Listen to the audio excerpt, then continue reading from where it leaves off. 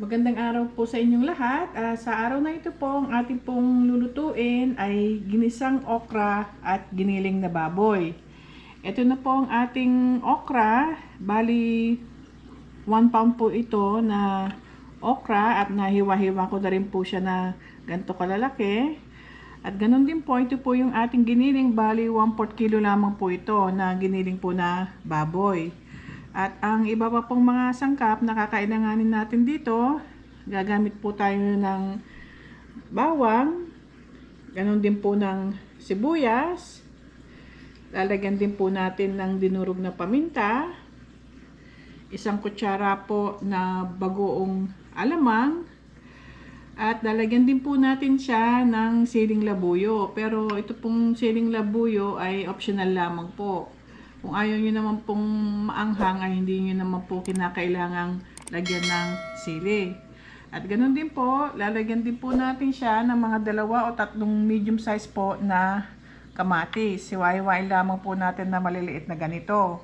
At para po sa ating pampadagdag pampalasa, kung hindi po sapat ang bagoong na ating nailagay, dadagdagan po natin ng patis o kaya naman po ay asin. At syempre po, gagamit din po tayo ng konting mantika para po sa ating paggigisa. Ngayon po ay umpisahan na natin ang ating pagluluto. Ito na po ang ating paglulutuan. At pag mainit na po, lalagyan lamang po natin ng konting mantika.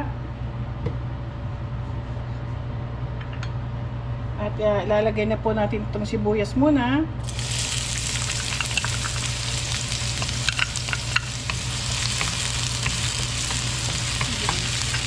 Lamang po natin ito.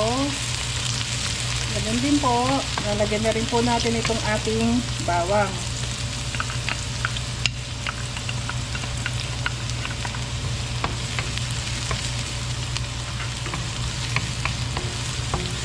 Hintayin lamang po natin translucent na po itong ating sibuyas at ito pong ating bawang.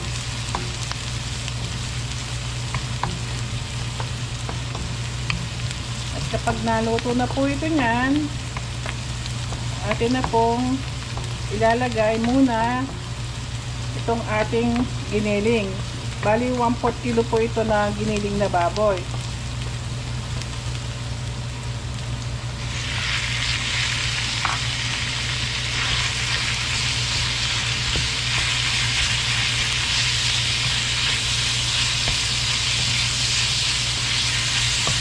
Higisain lamang po natin ito. Hintayin lamang po natin na hindi na po mukhang sariwa kapag hindi na po siya namumula-mula na ganyan. Lutuin ko lang po sandali. At pagkatapos po ay tatakpan ko siya para po mas madali po siyang maluto.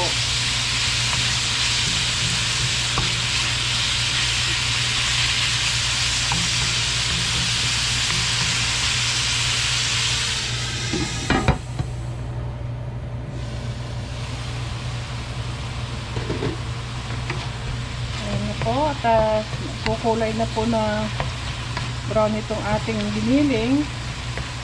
Meron pa lang po siyang konting pula-pula, pero okay lang yan. Pagkatapos po nyan, pag ganito na po ang itsura ng ating ginigisa, atin na pong ilalagay itong kamatis.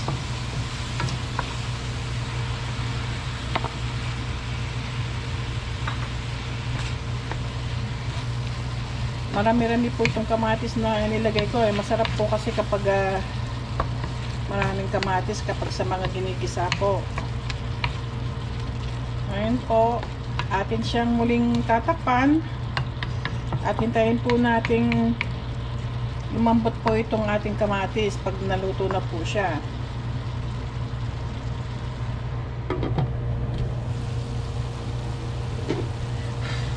Ayan na po at ito pong ating kamatis ay lumambot na. Alawin ko lamang po siya at dudurugin ko itong kamatis. Pag nagigisa po tayo ng may mga kamatis, maganda po na niluluto po muna nating maigi yung kamatis.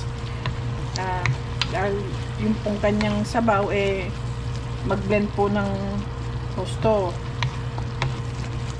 Dapat po lutong-luto ang kamatis. Mas masarap po siya kapag lumalambot siya ng husto po na ganyan. Ngayon po, kapag mambot na po yung ating kamatis, lalagyan na po natin itong ating bagoong.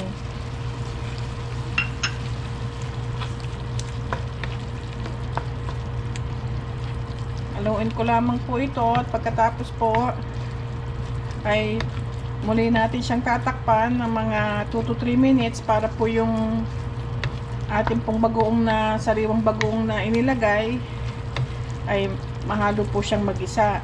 Pwede rin po yung lagyan ng ginisang alamang na kung yun po ang meron kayo.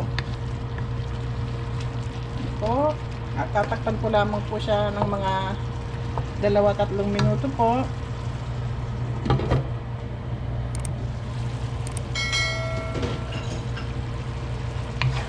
Ayan na po, pagkatapos po ng mga ilang minuto na pagkakatakip, ngayon po, pwede na po natin ilagay itong ating dinurog na paminta. At ganun din po itong ating sili. Tulad po ng nasabi ko, optional lamang po itong sili. Kung ayaw nyo po ng maanghang, hindi nyo naman po kinakailangang lagyan.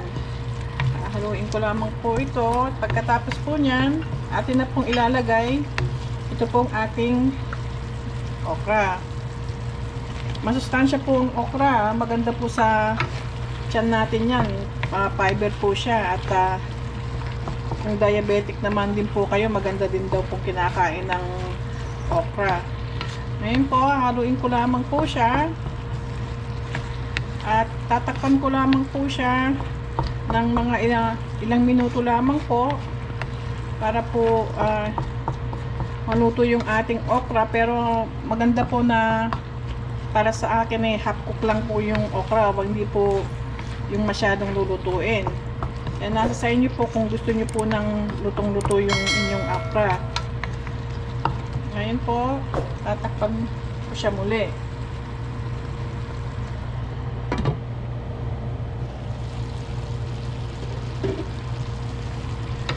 Ayan na po, pagkalipas po ng ilang minutong pagkakatakip, titikman ko lamang po siya niyan kung tama na po yung kanyang bagoong.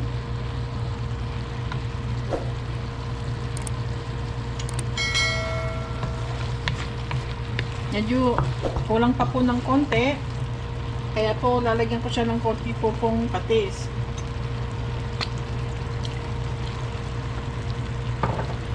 Kung gusto niyo naman po na puro bagoong lang ang ilagay niyo, dadagdagan niyo lamang po ng konti pa pong bagoong. Ganyan lamang po ang gusto ko sa okra, na medyo yung half lamang siya, hindi po yung overcook. Bali, ready na po siya niyan.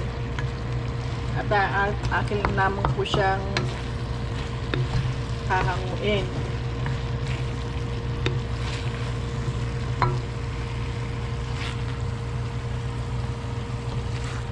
Ito po mga kaibigan, naluto na po ang ating ginisang okra at giniling na baboy. Hanggang sa muli po mga kaibigan, maraming pong salamat.